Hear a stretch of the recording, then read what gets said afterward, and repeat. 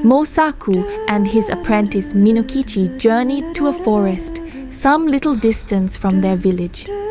It was a bitterly cold night when they neared their destination and saw in front of them a cold sweep of water.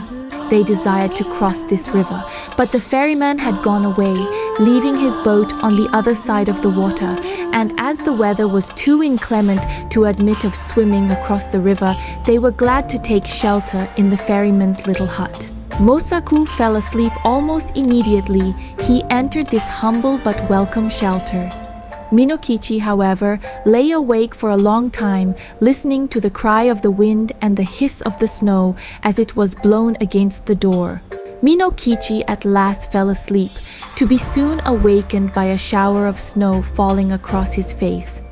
He found that the door had been blown open, and that standing in the room was a fair woman in dazzlingly white garments.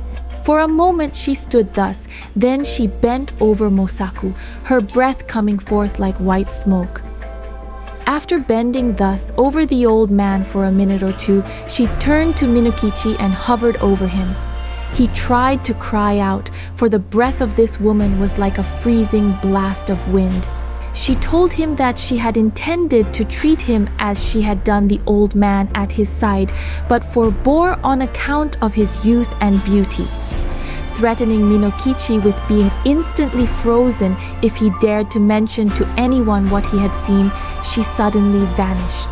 Then Minokichi called out to his beloved master, Mosaku, wake! Something very terrible has happened! But there was